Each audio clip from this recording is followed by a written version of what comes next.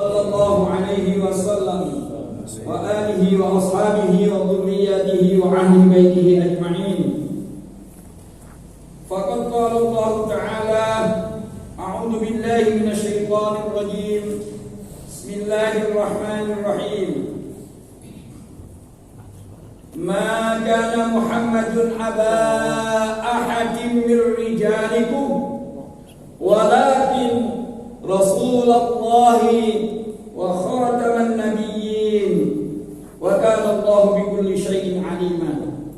Wa qala ulama au qala Rasulullah sallallahu alaihi wasallam, man 'azzama maulidi faqad ahabbani wa man ahabbani kana ma'i fil jannah. Ibu bapak saudaraku yang dimuliakan oleh Allah, kita dihadirkan oleh Allah ya di bulan yang di mana-mana kita dengar umat sama mengagungkan, menyebut-nyebut, mengkisahkan kisah dari Rasulullah Muhammad sallallahu alaihi wasallam. Karena memang sudah sepantasnya dan sepatutnya bila umat itu senantiasa mengenang ya akan sosok manusia yang sempurna yang dikatakan oleh Allah Subhanahu wa taala sebagai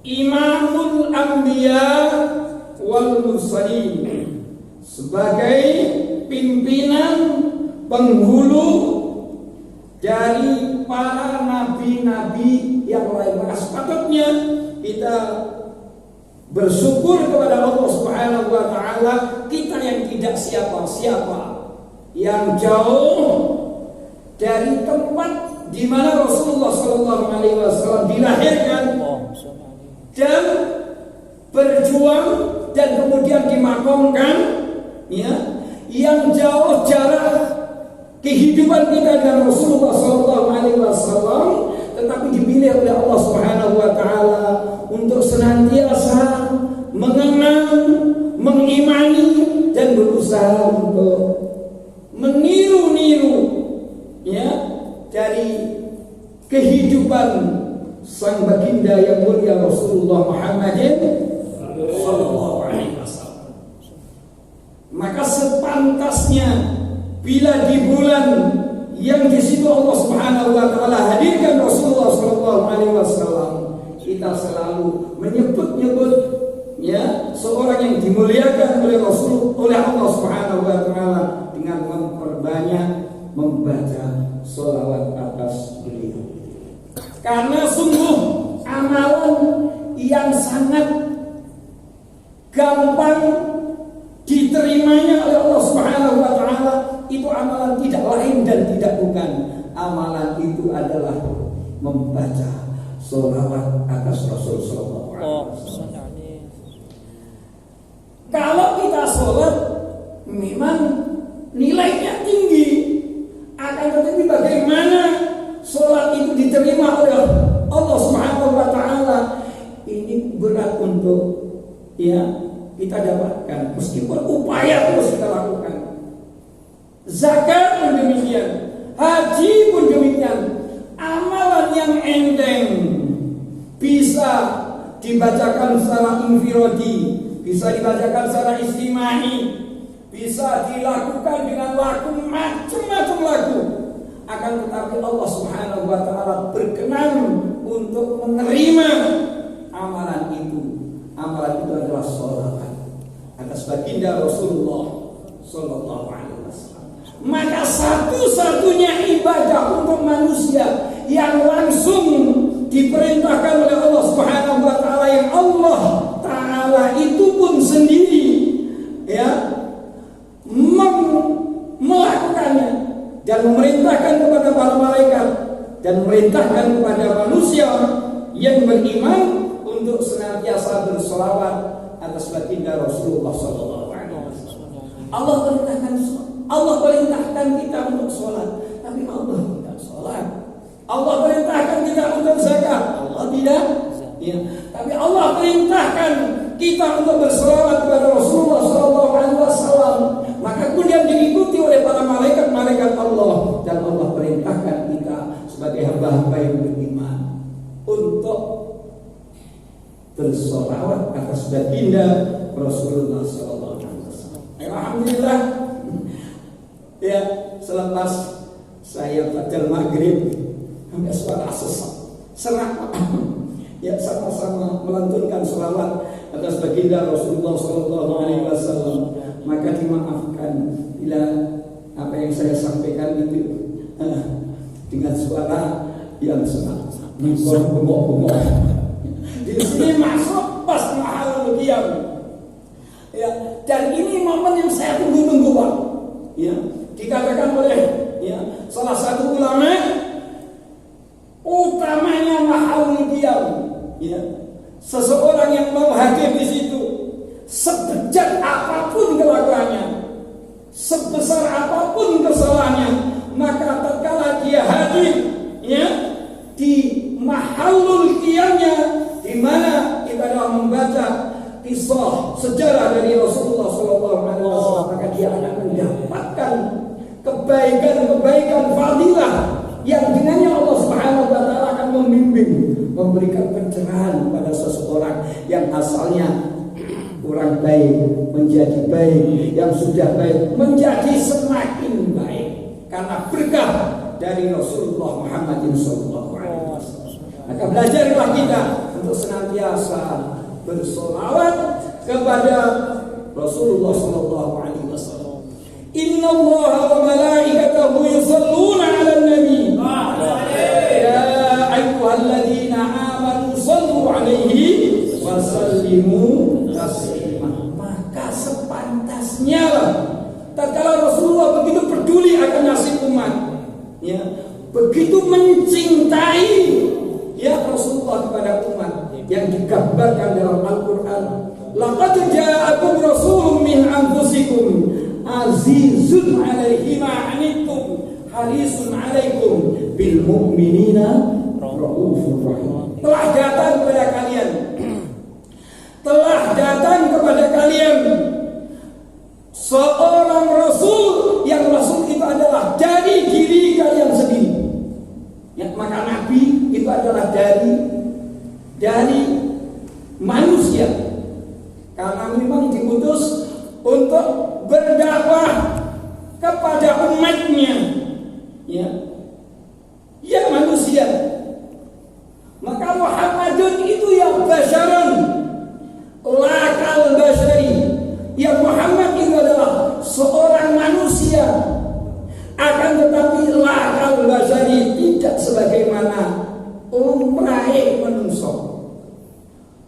Yang disebut ulama katakan yang namanya basyar adalah sifat yang disifati oleh sifat fisik nifat jasmani. Artinya tatkala Rasulullah Sallallahu Alaihi Wasallam secara fisik punya kepala sebagaimana orang lain punya badan, punya tangan, punya kaki, tapi lakal basyari, tidak seperti manusia yang umum. Sebabnya memang istimewa Rasulullah. Di dalam kitab Ad-Dibai dikatakan oleh Al-Imam Ad-Dibai, alfiyul alfi, mimiyul fami, nuniyul haji. Ya, digambarkan beliau mensifati secara fisiknya Rasulullah Sallallahu Alaihi Wasallam, hidungnya Rasulullah Sallallahu Alaihi Wasallam bangile, lancipnya seperti huruf alif. Mimiyul fami, mulutnya Rasulullah ini masya Allah seperti huruf mim. Nuniyul haji, alisnya jeung Nabi itu seperti gambaran tulisan huruf.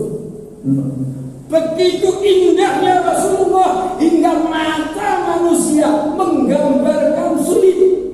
Ya, setan-setan, jin-jin tidak bisa menyerupai wujudnya seperti wujudnya Rasulullah Shallallahu Alaihi Wasallam.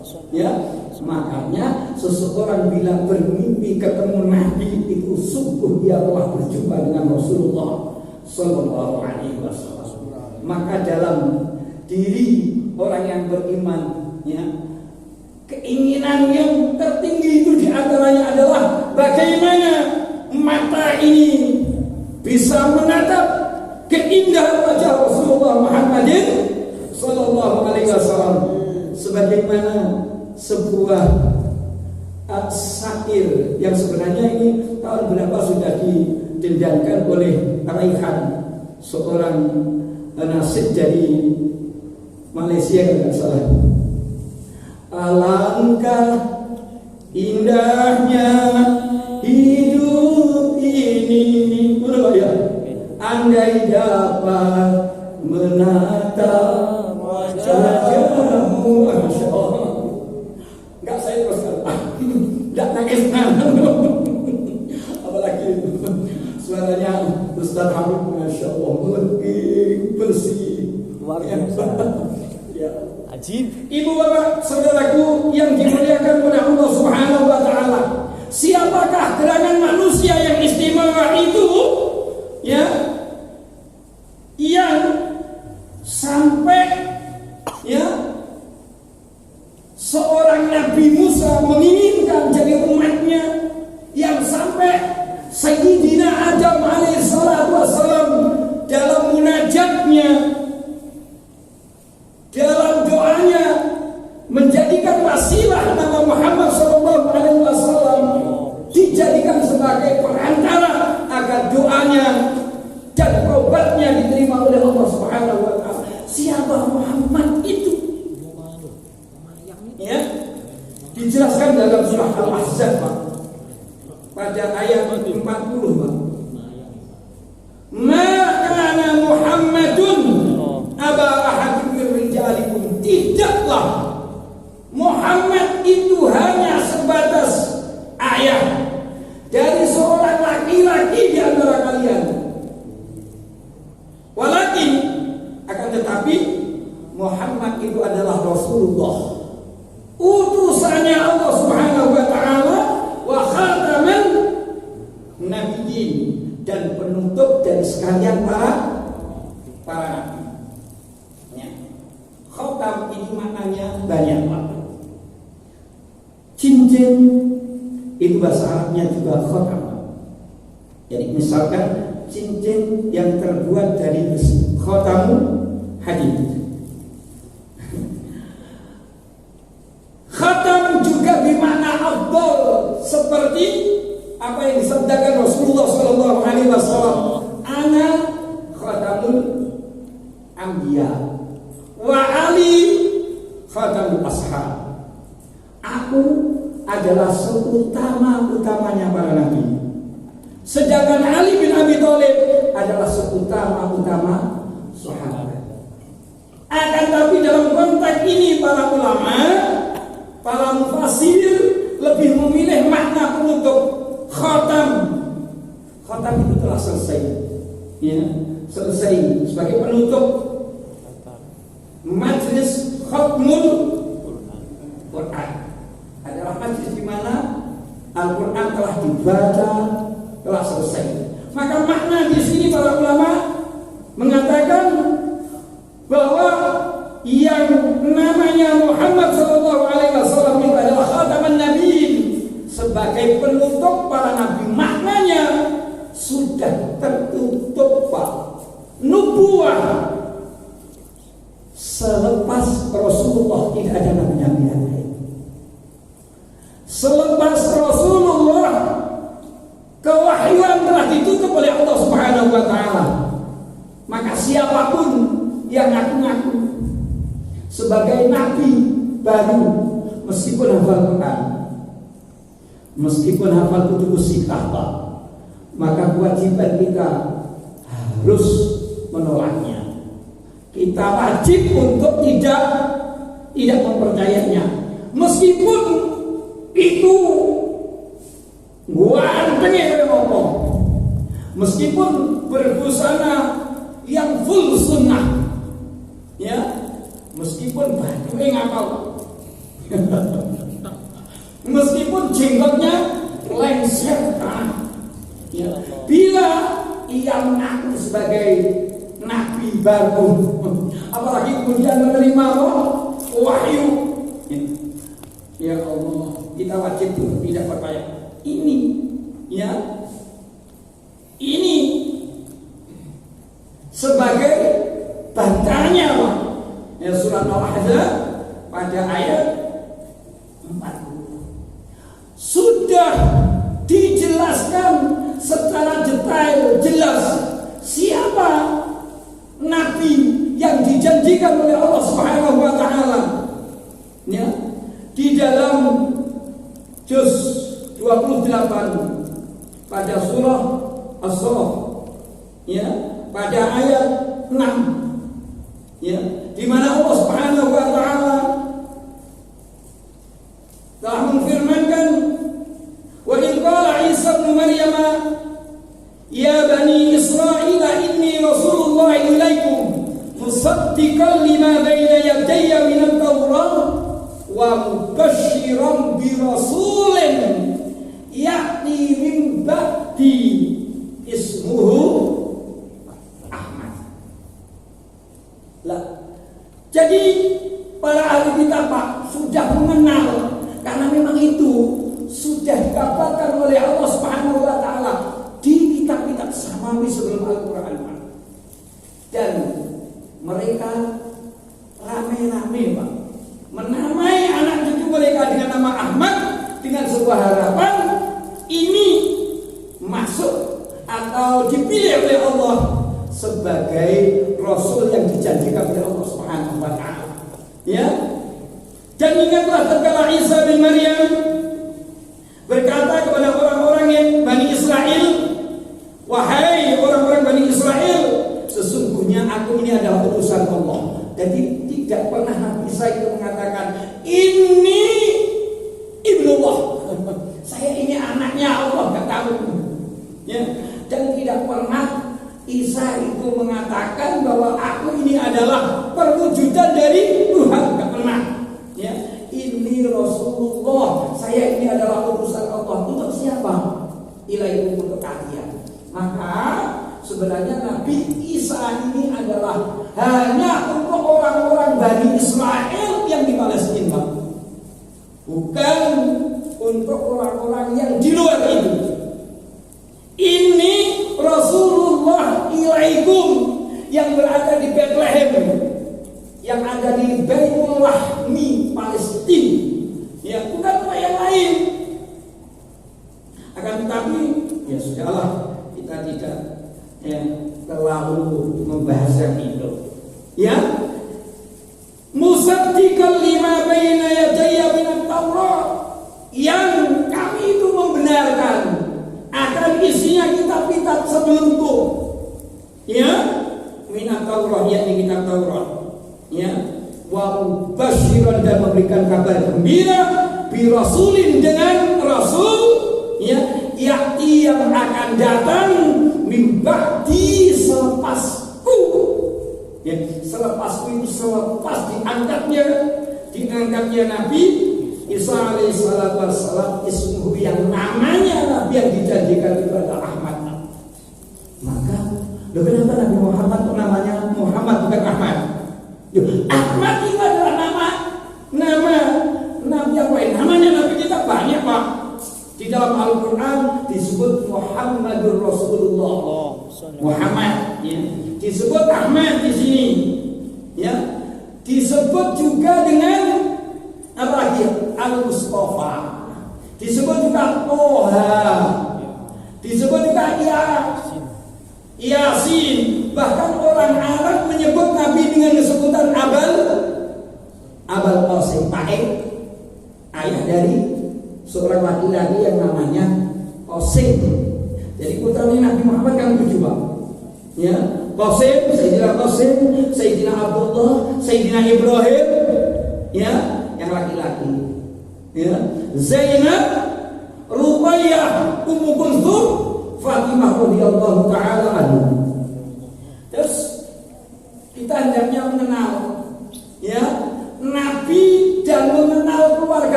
Habib Syekh Abdullah nama anak ayahnya Aminah ibundanya, Abdul Muthalib kakeknya, Abu Thalib pamannya.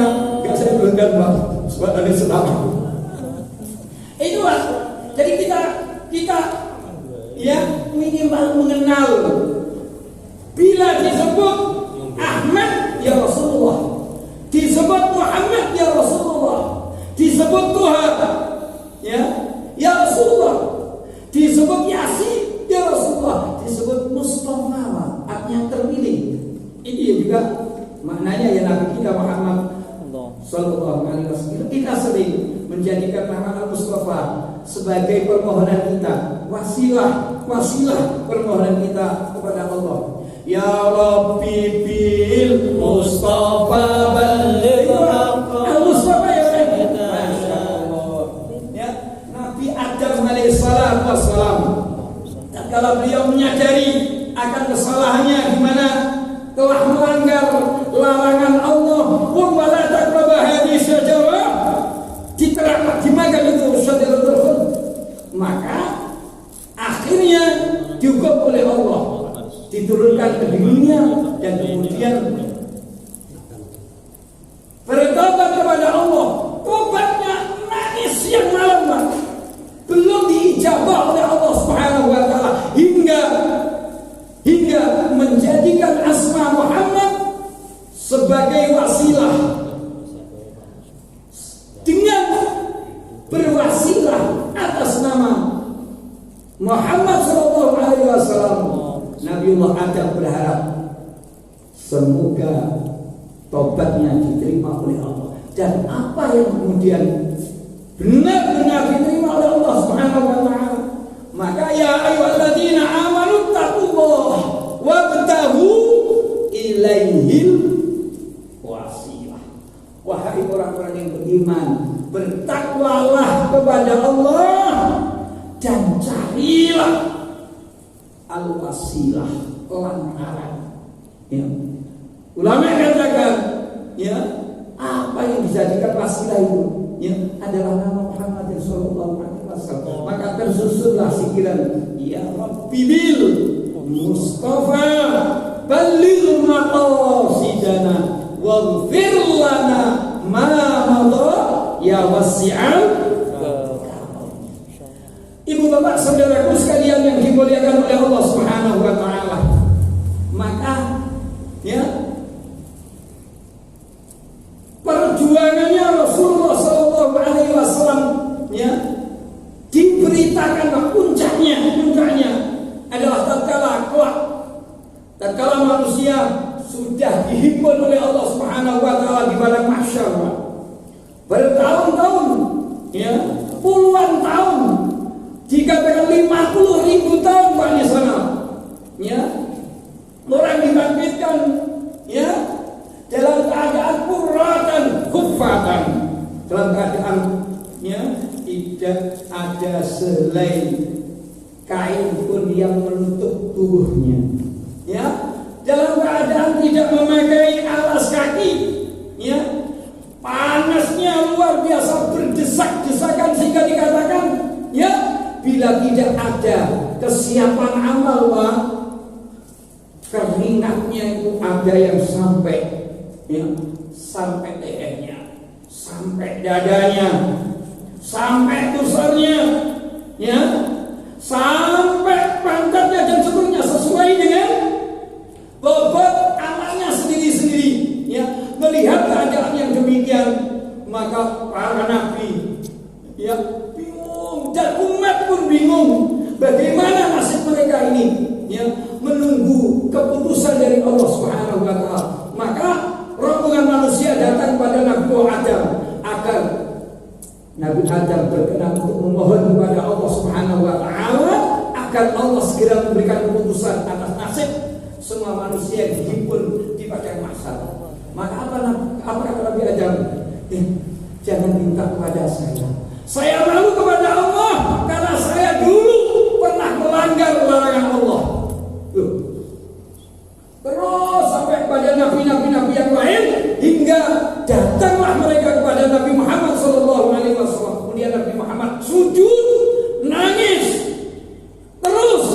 memohon kepada Allah Subhanahu wa taala.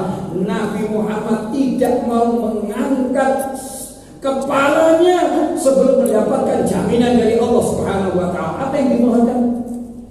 Ya Allah, Engkau telah menjanjikan kepadaku, Engkau akan memberikan kepadaku sebuah pemberian yang aku jadi ridho. Ya. Hari ini ya Allah, aku mohon kepadamu agar seluruh umatku yang mengimaniku tak ada satupun yang tersisa di nerakanya Allah Subhanahu wa taala. Coba. Ya. Apa yang diminta Nabi Adam? Seluruh umat tak ada yang tersisa yang masih di nerakanya Allah. Umat yang mengimani Allah dan Rasulnya. Dan ya, senjata yang dipakai untuk Rasulullah SAW dalam munajatnya adalah surah Al-Khaimah yang berbunyi wala saufa yu'tika rabbuka fataddo. Ya Allah, Engkau akan memberikan kepadaku sebuah pemberian yang hatiku akan menjadi puas karenanya. Aku baru akan puas ya Allah bila aku melihat semua umatku yang beriman tak ada yang tersisa di neraka-Mu ya Allah. Ya akhirnya apa? Benar Pak, tak ada satupun dari umat Nabi Muhammad SAW kelak yang masih tersisa, dan itu disabdakan oleh Rasulullah SAW, yakhrujuna minan nar man kana fi qalbihi mithqal dzarratin minal iman. Akan dikeluarkan dari nerakanya Allah Subhanahu wa taala orang yang di dalam hatinya ada setitik keimanan, dan ini adalah modal besar bagi Rasulullah SAW yang sampai cintanya demikian besar ya kepada umat ini, bahkan sampai tatkala Rasulullah merasakan sakaratul maut yang sangat luar biasa, itu disebut Pak, ummati sangat peduli akan nasibnya. Ada Rasulullah punya istri, banyak istri, punya banyak anak, tidak disebut Pak, tapi ummati termasuk ulang panjenengan ini. Maka cintanya Rasulullah yang demikian besar jangan kita sia-siakan. Ya, kita harus merespon. Apa respon? Perbanyak kita membaca sholawat atas baginda Rasulullah SAW dan senantiasa beramal yang menyebabkan hati Rasulullah senang. Perlu diketahui Ibu Bapak bahwa Allah memberitakan akan apa yang dialami oleh umat akhir zaman ini kepada Rasulullah SAW. Apa yang kita lakukan? Rasulullah tahu. Kenapa Pak tahu? Karena memang dikasih tahu. Ya, maka dikatakan ulama, siapa yang berselawat, bareng-bareng gitu, maka disitulah Allah izinkan Nabi hadir di tengah-tengah majlis selawat itu. Dan para ulama-ulama yang Masya Allah, yang butuh tahu Pak itu Pak. Ya, memang kita tidak tahu, tapi hanya meyakini bahwa setiap di mana umat ini mendendangkan selawat, membesarkan, mengagungkan Nabi kita Muhammad SAW dengan seizin Allah Subhanahu wa taala, Rasulullah dikabari. Tak kala dikabari dihadirkan oleh Allah Subhanahu wa taala hadir di tengah-tengah majlis selawat itu. Maka harus khusyuk, maka harus yang sungguh-sungguh, karena kita dihadiri oleh seorang yang sangat tidak idam-idamkan, yang kita menjadikan beliau sebagai uswah kita dan ujwah kita, sebagai uswatun hasanah kita dan sebagai ujwah kita. Maka sepantasnya Pak, kita ini Masya Allah, saya respect dengan Pak Dim, Masya Allah, khususnya saya takut merinding. Ibu, Bapak, saudaraku yang dimuliakan oleh Allah Subhanahu wa taala, kita buka lagi di dalam surah apa? Al-Fatih. Ya. Surah Al-Fatih juz 26 ya, Pak. Juz 26 surah Al-Fatih. Setelah surah Muhammad, di mana Allah Subhanahu wa taala menjelaskan tentang pribadi Rasulullah sallallahu alaihi wasallam, Muhammadur Rasulullah. Walladzina ma'ahu asyidda'u 'alal kuffar, ruhama'u bainahum, tarahum ruk'an sujjadan yabtaghuna fadlan min Allah wa ridwana, simahum fi wujuhihim min athari sujud. Dzalika mathaluhum fit Taurah wa mathaluhum fil Injil. Al-ayat. Muhammad adalah utusan Allah, dan orang-orang yang menyertainya itu mempunyai sikap yang jelas. Apa mereka? Sikap mereka itu asyidda 'alal kufar, mempunyai sikap yang tegas atas orang-orang kafir, tegas. Ya. Tegas bukan berarti keras atau anarki, boten, Pak. Mempunyai sikap yang tegas. Ya. Ruhamau bainahum, luas asih kepada sesama kita. Ya. Jangan dibalik dengan ikhwanul muslimin koyok, ya, memandang kepada musuh. Sementara dengan non muslim kok malah berang. Jangan dibalik. Islam mengajarkan bahwa pribadi Rasulullah SAW dan orang-orang yang menyertai Rasulullah ini mempunyai sikap jelas. Apa ini?